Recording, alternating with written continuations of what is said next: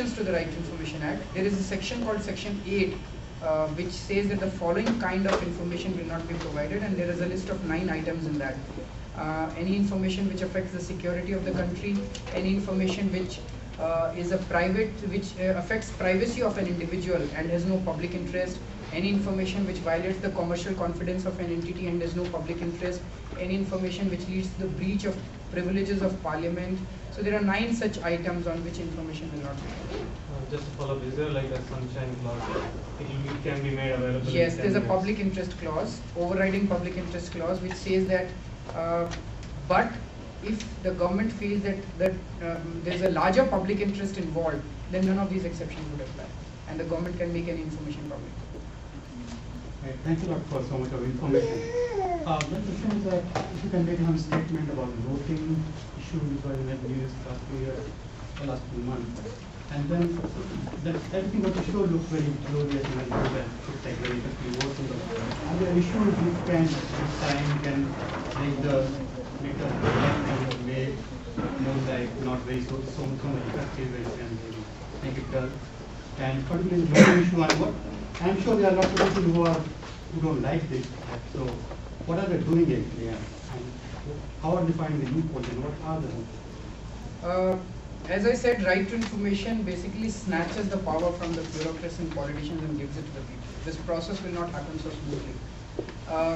Though the law has come, there is that thin proportion of very corrupt politicians and bureaucrats sitting at the top who will always try to strike back. And this law was enacted just in October last year, and within 9 months, in July, on 22nd July in the morning when we got up, we read in the newspapers that the cabinet had approved a proposal to amend Right to Information Act. And the amendments were so critical that if they had come about, it would have almost killed the whole Right to Information Act. It was not just about file noting, there were many other amendments. And those amendments, if they had come out, it would have killed the entire Right to Information Act. But there was such a huge public outcry, which is very heartening. There was such a huge public outcry, the media participated in it, there were front page stories almost every day in media that the government had to finally withdraw this proposal to amend Right to Information Act. But they have also said that in future, if they ever plan to amend the Right to Information Act, they would do it through a process of public consultations. So that clearly means that they have a plan to amend this in future. And there is a feeling that in November when Parliament reopens, this could again come back. So the threat to right to information would always stay. And it is only an awakened citizenry which can prevent a threat to this. And in fact, in my opinion, right to information is one thing which affects everyone's life. And this is, whether he's rich, he's poor, he's middle class, whether he's any caste, whether he's a student, he's a house, she's a house, anyone, it affects everyone. So if we can somehow create a mass awareness about right to information in the next few years, and if everyone starts using it, then I think it will become politically suicidal for any government to touch this act. But in the next few, and it will not happen overnight, it will take time. So you are very correct, there is going to be always a threat to right to information. And I had already mentioned, it's not just the good examples that I gave, I also told you how the Central Information Commission and the State Information Commissions are hell-bent upon almost killing this act. They are almost mutilating this act. So there are several areas where, as I said, the first challenge before us today is to somehow save this act and to protect this act and to ensure that it is properly implemented. So just to follow up, so some people say that you need amendment because this act can be used to threaten the government officials. To, for example, a vendor or a supplier can threaten an official that if you don't make in my favor, decision in my favor, I can do this and that. Physically threaten someone because now the official has to release that information. So is there anything which can also be done to save those officials who really wanted to follow the rules and want to give things to life? Who are these officers? I don't know, I'm asking you. No, let me give you a concrete example. Who are the officers who can be threatened? It's only the corrupt officers who can be threatened. If I have done proper job in the files, no one can threaten me. I was in the government, my wife is still in the government. And I can't imagine of any example where release of any information would threaten, anyone can threaten me or anyone can blackmail me. So let me give you a very concrete example that there is an executive engineer, he did not make a road and he made a false payment. I as a citizen go to him and ask him for the information about this contract. Once I get this information, I get back to him and say that either you give me this much of money or you give me a contract, or I'm going to make this information public.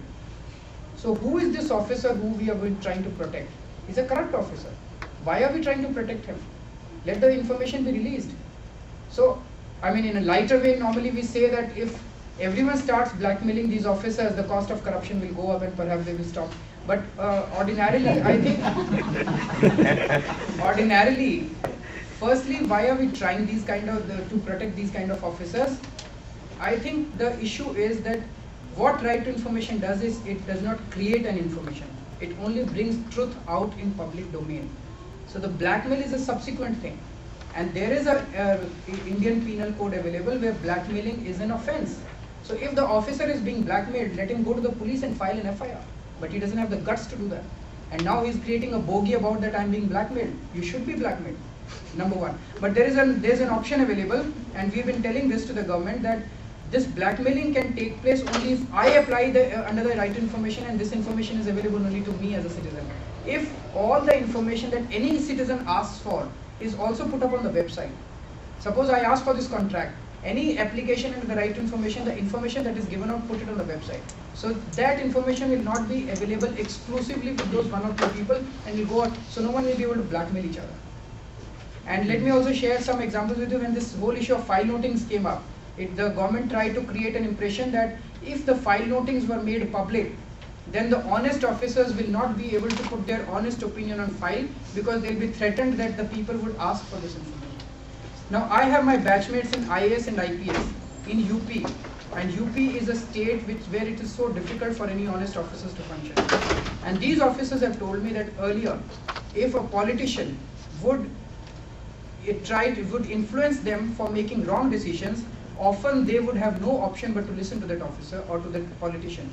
But now, if an officer or a politician tries to influence them and forces them to make any illegitimate decision, what they do is they ask any citizen to file an application or the right to information on that issue.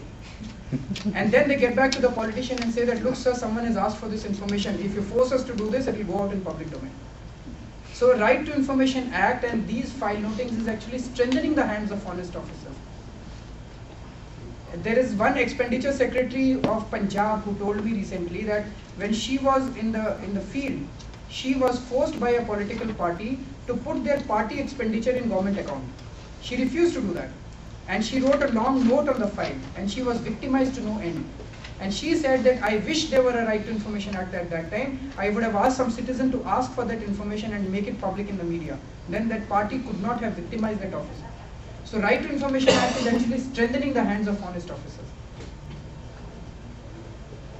What does it prevent officers from putting up records similar to what he asked? If application comes in, I could pick up the record and do the data wrong data. It's quite possible. And there is no easy answer to that. The only thing is that once you get information, you try to analyze that. And you try to figure out whether there's some internal discrepancy. And there's no easy answer to that. I mean, for instance, when under the Right to Information Act, we asked for these water records. And we said, give us all the files. They just showed us one or two files. And when I went through the file, there was a cross-reference to another file. So I said, where is this file? So they showed us two more files. And when I read those files, there was a cross-reference for another. So it's a game that you have to play with them. Secondly, I think they don't actually give you wrong information, because that becomes a public record. You can go back, because if the truth comes out, they're in a deeper hole. Yeah, false information. So they would most likely try to play the game like, okay, there are 15 files, each with 4,000 papers. What are you gonna do? It appears to me that the biggest threat to the Act is the Information Commission itself. Exactly. And from the examples that you have cited in this, any government can neutralize the Act and its implementation by simply appointing favorable people onto the Commission. Now, and it seems to me that there is no way around it. Unless the Commission is made independent in the manner the judiciary is. They are independent. Who appoints them?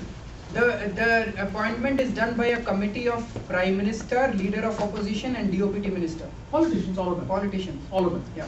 Now, in the instances, for example, that you've given here, when the Commission refused the information to the citizen, what does the citizen do next?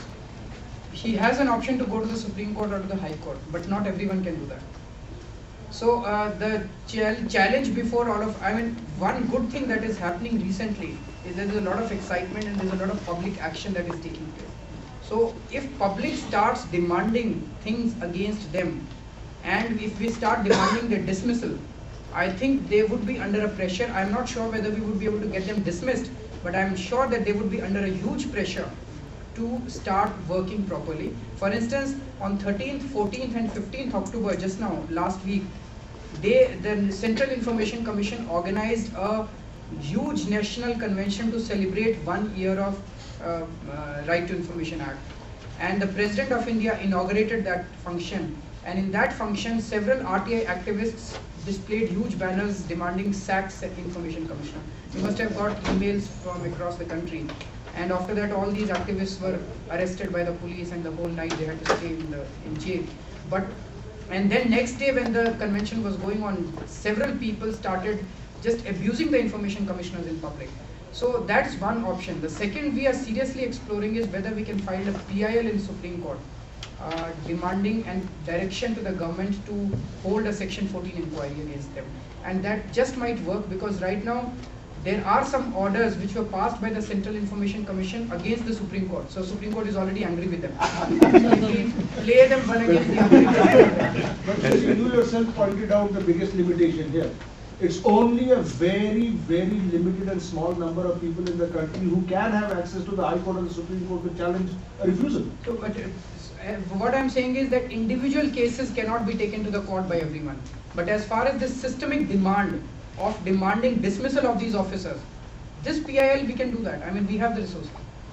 We can demand that these officers should be replaced by Supreme Court judges. We can ask the Supreme Court to do that. They'll be very happy to do it. We are planning to do that in November, but we have to explore whether legally it's possible or not. I mean, the President of India has the power to order this inquiry. Now, I'm not sure whether the Supreme Court can order the President of India to order an inquiry. There's a grey area involved. But certainly, there are total 11 commissioners that you can have under the Act. Only 5 have been appointed so far. So we can definitely go to the Supreme Court and demand that the other 6 positions should be reserved for the judiciary and not for the bureaucrats. This may be a little utopian, but why the right to information? Why not simply a constitutional provision whereby anything that is there as a public document or any document that is created by government, which is not in one of those 9 things, simply becomes a public thing and they have to put it on, say, a website? You see, firstly, that's a good idea, but there is already a Section 4 under the Right to Information Act, which casts an obligation on the government that slowly and gradually they will start putting out as much information as possible in public domain. But this process is going to take time and it will happen slowly. But even when it happens, let's take the case of US. US has the best internet and the most, it's available to everyone. And you can't imagine any information in US which would not be available on the net. Everything is available. But still, with this kind of transparency also, in US last year, 3 million applications were filed under the Right to Information Act. So even if you put every record on the, there is so much of information which would still be available with the government, which would not be there on the net. So Right to Information Act would still play an important role. Definitely, but when I was thinking of... I agree with you. It's not an either-or situation. It has to be done, but it's going to take time in our country. So the whole thing about this, making this whole Information Act be more effective is to the ability to file for it. And if the officers we are trying to file for it, they refuse to take an application, the whole thing falls apart, and you have no way of appealing. Can this whole process of filing be more effective? Can you have any suggestion, any ideas how we can, instead of going to the officers which are already bullying? I gave you an example of telephone. If that can be implemented, that would be a great leap forward. No, but just like, habeas corpus kind of thing, any right to information application submitted by anybody becomes a PIL, like it has to be. No, but you don't need to give it this thing of PIL, because Right to Information application on its own is like a time bomb for the officer, and 30 days the clock starts ticking. So if you give that phone number to the people and they just pick up their phone, the phone call, the time gets recorded, the message gets recorded, and it should become an automatic application. If they file the register, then they are not under obligation to actually accept that application. Not- What I'm saying is, somebody creates an application and that becomes a public document, whether they accept it or not, it's just there. Arjun, can you talk about data models about public? Yeah. Why don't you? So there are, in UP at least in a couple of districts, district magistrates have set up websites. You can go to a kiosk and file an application and it's put on the website. So you don't have to go in person. So it removes that personal rebuke or whatever, that they cannot just brush you off. So then in UP state itself, they're trying to do it in more districts. Yeah, that's kind of more effective, Yeah. Is it possible to file application with the registered care? Yes. By post you can send out. That's a good idea. So I Can we file from here? Yes, you can do that. So I would like to get your suggestion, besides email, online petition, and getting media involved, what do you recommend we here in the US as individuals or as networks of people at the GARSA or other organizations can do beyond these 2 or 3 things you mentioned? You see, basically we are looking for, I can suggest 3 concrete ways in which you can participate, but there could be many more things.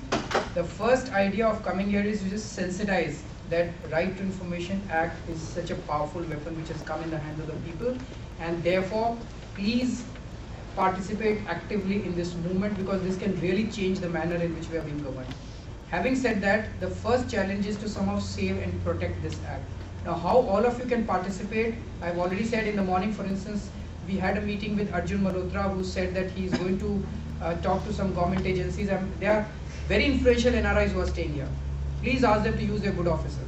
Please ask many influential agencies like TIE and IIT alumni and so many other people who are very influential here. Please ask them to get into this and to make RTI as their biggest agenda, and to influence the government not to touch this act and to have proper commissioners. So that's number 1, to somehow save and protect this act. Now, how you are all going to do it, I don't have immediate answers. Second is that, as I said, the creation of awareness all over the act is a very important thing. Now, since it's raised the hopes of many young people, many people are giving up their careers and are joining Right to Information in various ways, either through an NGO or through individuals, and they're using Right to Information Act, they're spreading Right to Information Act, they're journalists who are giving up their careers, they're MBAs who are giving up their careers. These people need to be supported.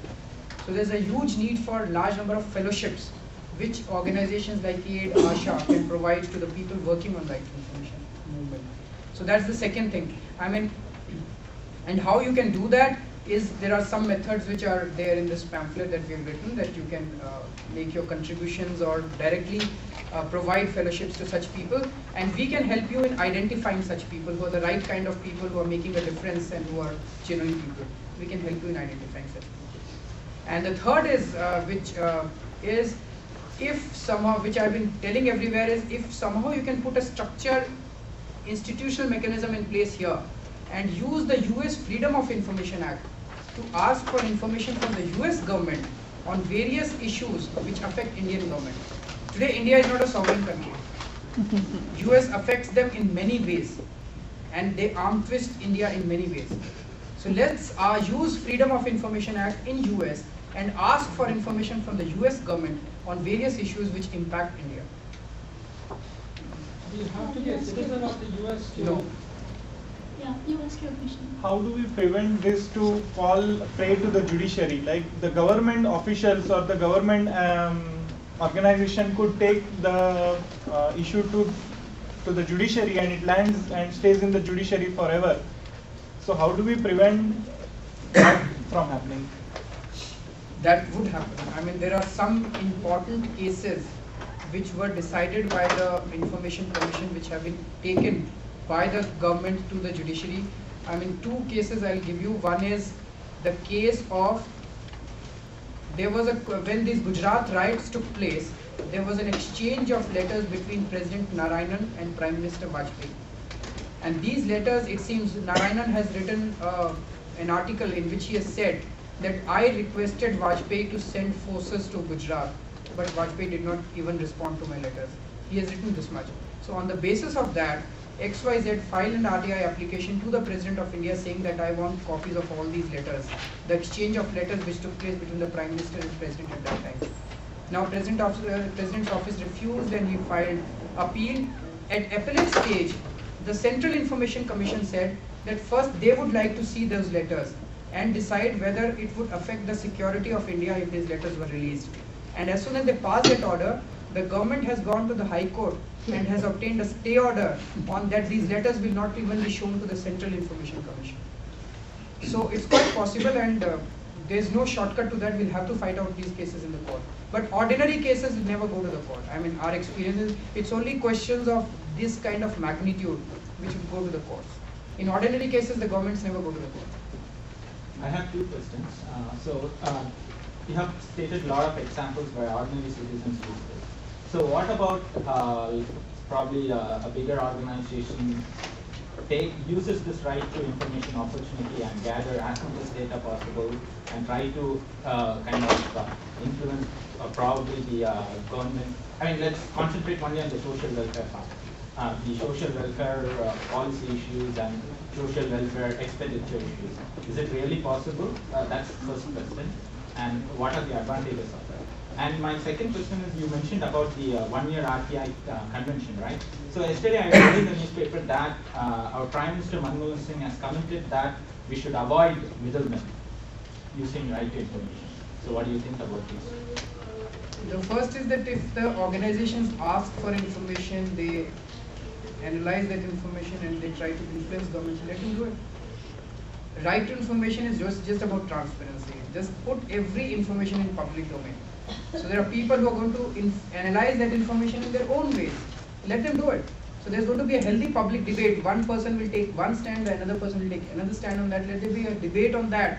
That will encourage debate on various issues. And so they have to influence public policy. They should do it. We live in democracy. So let various sections of society influence public policy in whatever way. Now when Manmohan Singh says middleman, I don't know what he means. Yes. If he means NGOs, I think it's a very bad statement. NGOs are playing a very critical role in creating awareness, in helping people. I mean, how do you expect illiterate person? Nannu came to our office. We drafted his application. I don't know whether we are middleman. We just drafted that application and gave it to him. After that, he submitted that application. So that term middleman came in. I think it's very unfortunate. Let me just share with you that Manmohan Singh is totally against right to information. I attended one meeting with him wherein this whole issue, when this law was being discussed, I mean, it hadn't been passed. He was dead against the penalty clause. He said we have the best bureaucracy in the world. Why do you want to witch hunt bureaucracy? Why do you want this kind of a penalty clause which he kind of every case of violation would be met with penalty? He says at a very broad level 80% of the decisions taken by a bureaucracy are good, maybe 20% are bad. So why? So he has that kind. He's basically a bureaucrat. And who is not a political animal. He doesn't need votes. Yeah. A very small side note to my first question.